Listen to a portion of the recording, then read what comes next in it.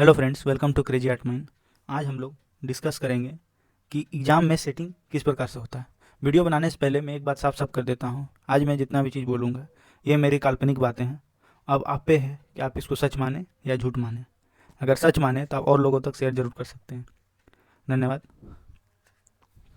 चलिए देखिए, एग्ज़ाम जो होता है दो प्रकार का होता है।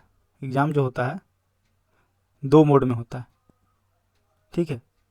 एक तो ऑनलाइन होता है, एक होता है ऑफलाइन। आज मेरा मेन फोकस रहेगा ऑफलाइन परीक्षा पे कि ऑफलाइन में किस प्रकार से सेटिंग हो जाता है। तो पहले तो होती है सरकार। सरकार के नीचे होती है बोर्ड, जो कंडक्टिंग बोर्ड होती है, एजेंसी जो बोर्ड परीक्षा ले रही है, स्टेट बोर्ड परीक्षा लेने वाली। और ये एक एजेंसी होती है, ठीक है। ये जितना भी काम होता है, जितना भी रिक्रूटमेंट से प्रोसेस से लेता है, रिक्रूटमेंट प्रोसेस होता है। जैसे मान लीजिए आपको एक परीक्षा लेना है, जूनियर इंजीनियर का परीक्षा लेना है या सीजीएल का परीक्षा लेना है, तो ये क्या करेंगे, सारा काम आप एजेंसी को दे देंगे कि आप A to Z काम हमको मार्क्स निकाल के दीजिए। A to Z है वो हमको दीजिए, मेरिट लिस्ट बना के दीजिए, जो भी है कंडीशन के साथ, ठीक है। मगर बात आता है, ये एकदम प्रोसेस सिंपल सा है, प्रोसेस है सिंपल कि इतना सा प्रोसेस है। मगर जो भी चीज़ होता है सब यही प्रोसेस के अंदर हो जाता है। पहला तो है कि मान लीजिए एजेंसी का जो चयन किया जाता है, टेंडर निकलता है, टेंडर जो निकलता है उसमें कि टेंडर निकला सबसे पहले कि आपको एग्ज़ाम कंडक्ट करवाना है, एग्ज़ाम कंडक्ट करवाना है। उसके लिए बहुत सारे आएंगे, आवेदन आएंगे, A B C D, चार प्रकार का, मान लीजिए चार जगह से आपको आवेदन आया। बी तीन तीन जगह ब्लैक लिस्टेड है, तीन स्टेट में ब्लैक लिस्टेड है। सी चार जगह ब्लैक लिस्टेड है। ए मान लीजिए साफ सुथरा है, डी भी साफ सुथरा है। तो क्या करेगा कि सी जो है ये एग्ज़ाम कंडक्ट करवाने में पैसा कम लेगा। मान लीजिए पर सीट का हिसाब रहेगा, तो मान लीजिए पर सीट के हिसाब से मान लीजिए ये बोलेगा हम 30 रुपये का हिसाब लगाएंगे, ये बोल देगा हम 40 रुपये का हिसाब लगाएंगे, ये मान लीजिए बोलेगा 100 रुपये का, हिसाब सुथरा है। और ये मान लीजिए 90 रुपये बोलेगा। तो जाहिर से चयन हो जाता है 30 रुपया वाला, 30 रुपया वाला बी मान लीजिए चयन हो गया आपका परीक्षा लेने के लिए। अब इसका ऑफिस में क्वेश्चन बनेगा, कोई भी परीक्षा होगा तो इसका मान लीजिए ऑफिस में क्वेश्चन बनेगा, ऑफिस में क्वेश्चन बनेगा। अब यहीं का आदमी जो मेंबर रहेगा, यहीं का कुछ मेंबर या मालिक, अब जिस प्रकार का एजेंसी है, सबकी मिली भगत, इसका बोर्ड का मिली भगत, सब जानता है कि ये ब्लैक लिस्टेड है, फिर भी इसी एजेंसी को मिल गया। अब सबका एक दूसरे पे हाथ रहता है। अब क्या होगा, ये आदमी से आगे बढ़ेगा, 1 से 4, 4 से 5 दलाल आएगा और लड़का को जुटाएगा, और लड़का को जुटा के लड़का से 17-17 लाख, 20-20 लाख, 30-30 लाख, 35-35, 50-50 लाख, एक एक सीट का, जिस प्रकार का परीक्षा है, प्यून से लेके प्यून से लेके एसडीओ लेवल तक का परीक्षा का सब प्रकार का सेटिंग होता है।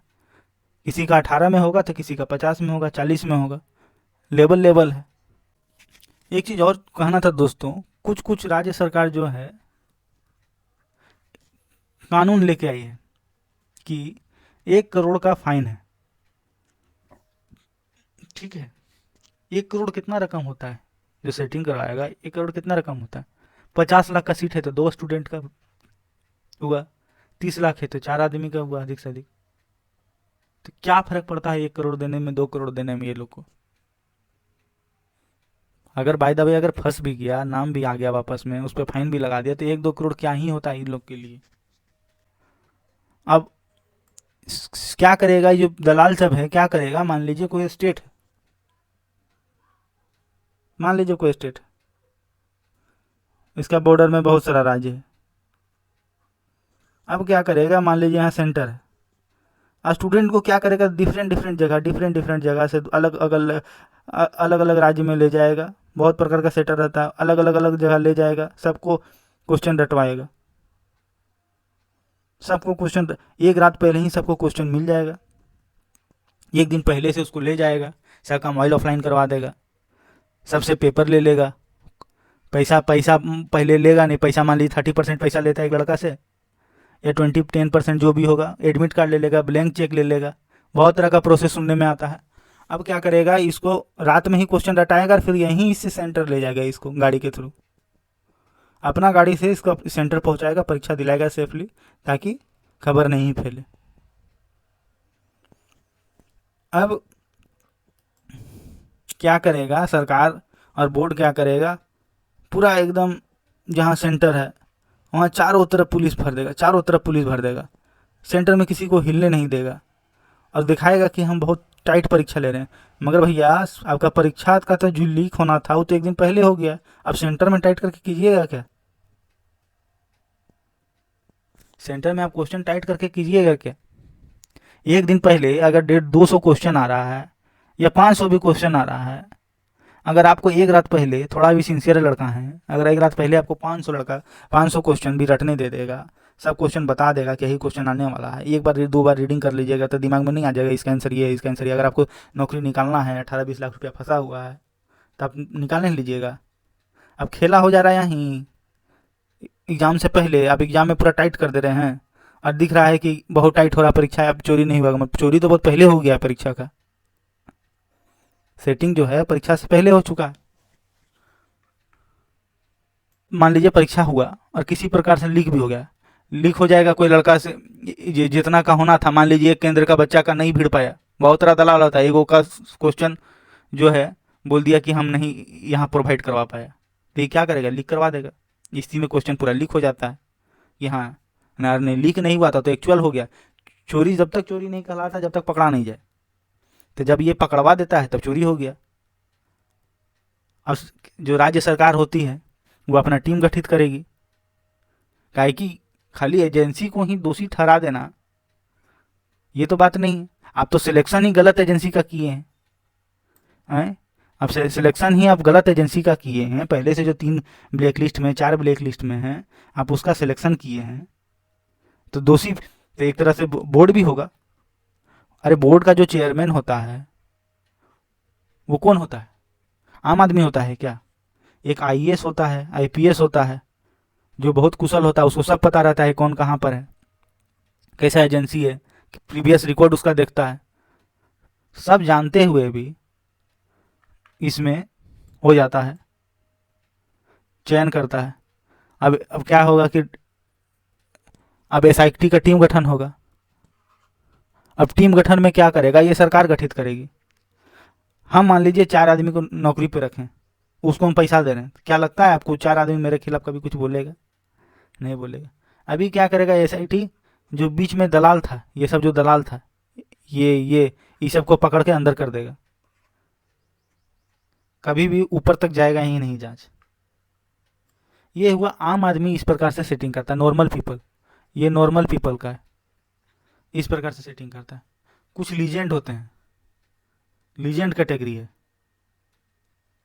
जो केवल जिसका संपर्क डायरेक्ट बोर्ड और सरकार से होता है, उनको कुछ करने का जरूरत नहीं है, उनको परीक्षा में कुछ लिखने का भी जरूरत नहीं है, खाली डाउट सीट में जो खाली हिलते रहेगा, कुछ कुछ दिखाते रहेंगे काम का, वो ब्लैंक छोड़ के आएंगे। उनका खाली एडमिट कार्ड रहना चाहिए बोर्ड के पास और सरकार के पास, वहाँ उनका सिलेक्शन डायरेक्ट हो जाएगा।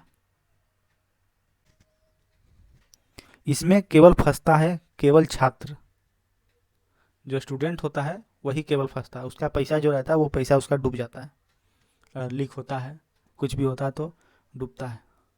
तो किसी भी प्रकार का सेटिंग के चक्कर में छात्र नहीं रहे, काहे कि आजकल युवा जो है वो बहुत ही ज़्यादा जागरूक है, सोशल मीडिया का ज़माना है, वो ज़माना चल गया पहले वाला ज़माना कि सोशल मीडिया नहीं था, लीक उतना नहीं होगा। आजकल किसी एक लड़का का भी अगर बात नहीं बनता है पैसा देने के बाद, तो पूरा सेटिंग को एक झटके में, जितना बड़ा स्कैंडल है उसको एक झटके में लीक कर देता है। बस एक स्क्रीनशॉट, ये एक चीज़ ही काफ़ी है पूरा एग्जाम को कैंसिल करवाने में। मात्र एक क्वेश्चन, 10 से 12 का परीक्षा है, 10 बजे का स्क्रीनशॉट दिखा देगा, तो ये बस एक पेज ही काफ़ी है इस परीक्षा को कैंसिल कराने में। ठीक है, तो मेरा आग्रह है छात्रों से कि किसी भी प्रकार का संलिप्तता इस चीज़ों में ना रखें जिससे आपका करियर बर्बाद हो, पैसा बर्बाद हो, मेहनत का कमाई बर्बाद हो, आपके घर वालों का बदनामी हो, ना मानने से बदनामी होगा। तो ऐसे कामों में ना फंसें। धन्यवाद। अगर आपको वीडियो अच्छा लगा तो आप लाइक कर सकते हैं। बाकी आपका जो भी राय हो आप कमेंट सेक्शन में बताएं। मेरा उद्देश्य किसी भी सरकार, कोई भी राज्य सरकार को टारगेट करने का नहीं था। ये मेरी इमेजिनेशन है। मैं जितना लोगों से सुना हूँ वे मैंने अपना व्यक्त किया।